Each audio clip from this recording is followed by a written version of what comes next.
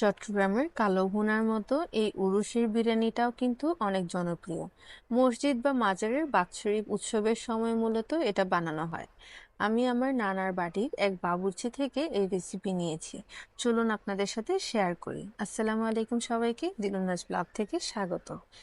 এখানে আমি প্রথমে নিয়ে নিয়েছি একটা তেজপাতা, 5 থেকে 6টা লং, এক টুকরো দারচিনি, 5 থেকে 6টা এলাচ, ধনে, মিষ্টি জিরা, বড় এলাচ, স্টার এনিস, একটা জয়িত্রী অর্ধেক, জায়ফল অর্ধেক এবং জিরা। মশলাগুলো ব্লেন্ডারে ব্লেন্ড করে আমি পাউডার করে নিব। ব্লেন্ড করার সময় আমি কিছুটা লবণ অ্যাড করেছি, এতে করে মশলা পাউডার বেশ ভালো হয়। এখন আমি একটা প্যানে দিয়ে দিচ্ছি পেঁয়াজ বড় দুটো, টমেটো দুটো, 7 থেকে 8টা কাঁচামরিচ। মাংসটা আমি এখানে 1 কেজির মতো ব্যবহার করছি। এবার মশলা দেওয়ার পালা। দিয়ে দিচ্ছি 1 চা চামচ হলুদ গুঁড়া, 2 চা চামচ মরিচের গুঁড়া, বানিয়ে রাখা মশলা দিয়ে দিচ্ছি 2 চা চামচ, সাথে আরও দিচ্ছি 3 চা চামচ আদা বাটা, 2 চা চামচ রসুন বাটা, টক দই, লবণ এবং সরিষার তেল।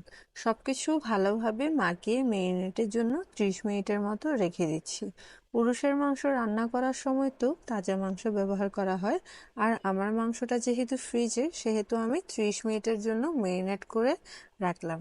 আপনারা চাইলে ম্যারিনেট করা ছাড়াও মাংসটা সাথে সাথে রান্না করে ফেলতে পারেন। 30 মিনিট পর আমি মাংসটা চুলায় তুলে দিলাম। এখন আমি কোনো ধরনের পানি ব্যবহার করব না। প্রথম 15 মিনিট মিডিয়াম আঁচে রান্না করব যেন মাংস থেকে পানি বের হয়। 15 মিনিট পর মাংসটা থেকে একটু পানি বের হবে, দেখুন অনেকগুলো পানি বের হয়েছে। এখন নেড়ে চেড়ে মাংস থেকে যে পানি বের হয়েছে ওই পানি দিয়ে রান্না করব আবারও 15 মিনিট। এবার একটু গরম পানি দিয়ে মাংসটা সিদ্ধ করে নিব। প্রায় 1 ঘন্টার মতো লেগেছে আমার পুরোটা মাংস সিদ্ধ হতে। আপনাদের যদি আরেকটু বেশি সময় লাগে তাহলে আপনারা আরেকটু ওয়েট করবেন, আর খেয়াল রাখবেন এই মশলাটার কারণে আপনাদের মাংসটা নিচে লেগে যেতে পারে। আমার মাংস সিদ্ধ হয়ে গিয়েছে। এখন আমি এখানে ব্যবহার করছি চাল। ওরসের মাংসের জন্য মূলত মোটা সিদ্ধ চালটা ব্যবহার করা হয়, তাই আমিও এখানে মোটা সিদ্ধ চালটাই ব্যবহার করছি। চালটা দেওয়ার পর আমি এখানে নেড়ে চেড়ে দিচ্ছি, আর চাল দেওয়ার আগে আমি কিন্তু চালের পানিটাও দিয়ে দিয়েছিলাম। এখন স্বাদ মতো লবণ অ্যাড করছি। লবণটা কি পরিমাণ দিবেন সেটা আপনার ডিপেন্ড করে আপনি মাংসের মধ্যে কি পরিমাণ লবণ দিয়েছেন তার উপর।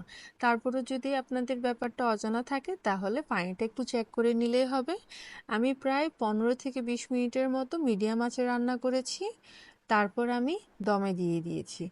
আমি নিচে একটা তাওয়া ইউজ করেছি আর উপরে ব্যবহার করেছি একটা পলিথিন, যেন ভেতরের গরম ভাপ আর বাষ্পটা বের হতে না পারে। আর আমার ভাতটা খুব ভালোভাবে হয়েছে। আমার ভাত প্রায় হয়ে এসেছে, আর 10 মিনিট রাখলে পুরোপুরি হয়ে যাবে। মাঝে মাঝে আমি 1-2বার নাড়িয়ে দিয়েছি। দেখুন আমার ভাত হয়ে গিয়েছে। প্রায় 20 থেকে 25 মিনিটের মতো লেগেছে ভাতটা হতে। এখন আমি ধনেপাতা দিয়ে আমার ভাতটা সার্ভ করছি। আপনাদের যদি আমার এই ভিডিও ভালো লেগে থাকে তাহলে আমার চ্যানেলটি সাবস্ক্রাইব করবেন চ্যানেলে নতুন হলে, আর ভিডিওতে একটা লাইক দিয়ে যাবেন।